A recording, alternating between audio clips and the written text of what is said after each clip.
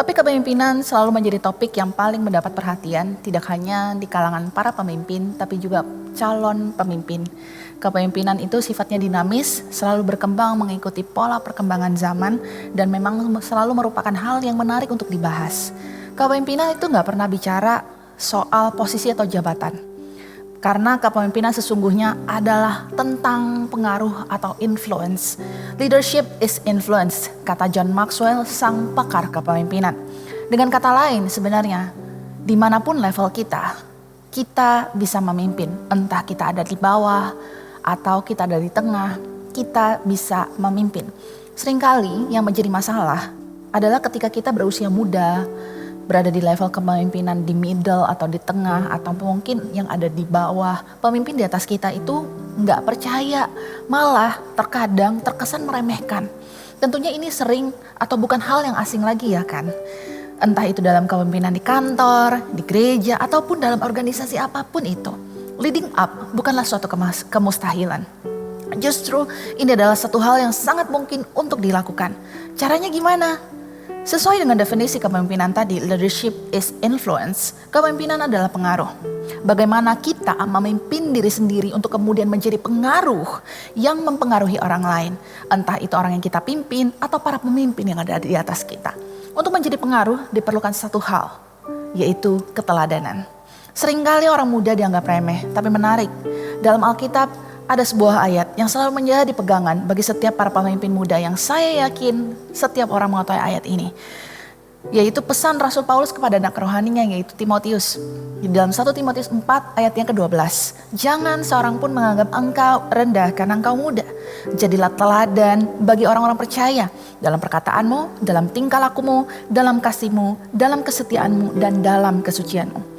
Teladan dalam perkataan tingkah laku ini bicara tentang integritas orang muda. Tanpa integritas tidak akan pernah ada keteladanan. Tanpa keteladanan tidak akan pernah ada pengaruh. Sebagai pemimpin level menengah yang leading up dan leading down, kita perlu menyadari hal ini. Pengaruh enggak dibuat, enggak dilahirkan, tapi dibentuk dan dilatih melalui keteladanan. Setiap pemimpin perlu menjaga integritasnya agar dapat dipercaya. Orang yang dipercaya akan diberi kepercayaan. Pertanyaannya, kamu bisa dipercaya? As a leader yang memiliki integritas, kita perlu membangun karakter dalam diri seorang pemimpin agar kita bisa terus leading up. Kedua, identitas. Kasih, kesetiaan, kesucian. Ini ngomong tentang identitas sebagai orang percaya. Yang kita teladani dari siapa? Tuhan kita, Yesus Kristus. Sebagai anak-anak Allah, tentu kita punya dan kita mewarisi DNA Allah. Dan karena Allah adalah kasih, maka seharusnya wajar kalau kita terus memancarkan kasih. Pemimpin yang krisis identitas gak bisa mempengaruhi orang lain. Bayangkan saja, dia sendiri gak tahu identitasnya apa, bagaimana dia bisa menjadi pengaruh. Jadi harus kita pahami, identitas kita di dalam Tuhan itu jelas, anak Allah dan terus memancarkan kasih. Bagi pemimpin muda, leading up sangat mungkin untuk dikerjakan. Saya ada beberapa tips untuk itu. Ketika kita tahu integritas kita tahu identitas kita pelihara terus itu. Para pemimpin yang berusia muda dapat memimpin dengan terus mengasah karakter. Karakter apa aja? Karakternya ada 6. Leader kalau disingkat L-E-A-D-E-R. Gampang ya ingatnya. Yang L, learner. Seorang pemimpin adalah seorang pembelajar. Pemimpin yang berhenti belajar akan berhenti bertumbuh. Pemimpin yang berhenti bertumbuh akan berhenti memimpin.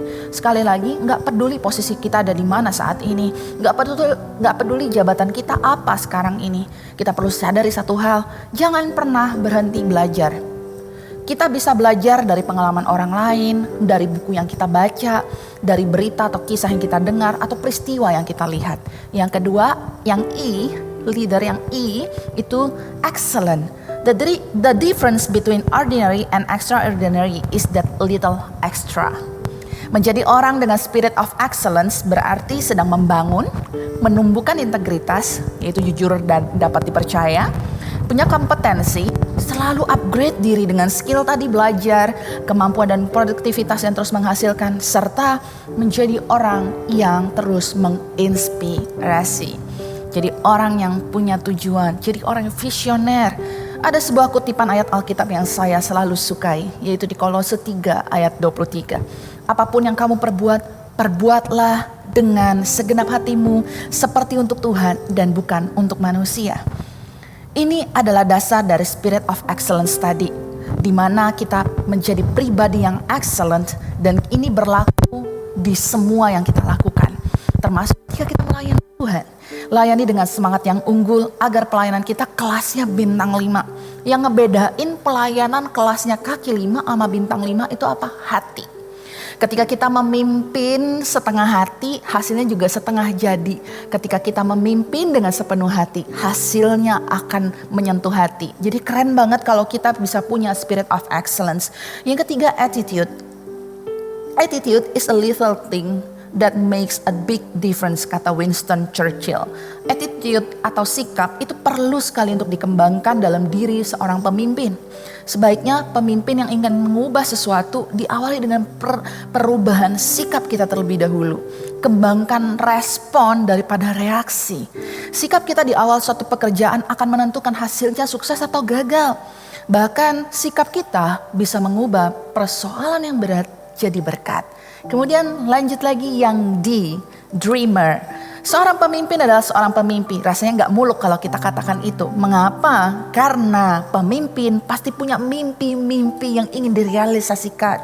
Pemimpin punya mimpi yang dia realisasikan menjadi visi. Dan visi adalah roda penggerak dalam kehidupan setiap pemimpin. Visi atau tujuan ini membuat mereka terus bersemangat dalam hidupnya. Walaupun jalannya mungkin terseok-seok, walaupun sampai merangkak, tapi mereka tidak menyerah. Karena visi ini yang terus membara di dalam kehidupan mereka. Nah, visi membuat mimpi yang diimpikan hari ini menjadi kesempatan di masa yang akan datang.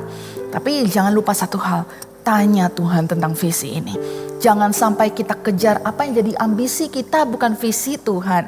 Jangan sampai kita memberi makan ego kita, bukan mengerjakan apa yang Tuhan mau. Jadi penting untuk kita para pemimpin muda, tanya Tuhan, apa yang mau Tuhan, apa yang mau saya kerjakan untukmu Tuhan. Itu yang perlu agar kita bisa memahami panggilan Tuhan dan rencana Tuhan dalam kehidupan kita.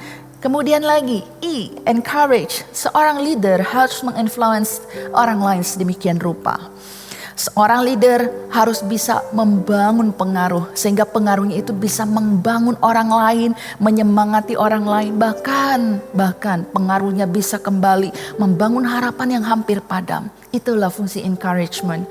Jadilah pribadi yang terus memberikan kata-kata semangat, kata-kata penghiburan, kekuatan. Karena dunia udah kebanyakan orang yang ngasih kritik yang gak membangun.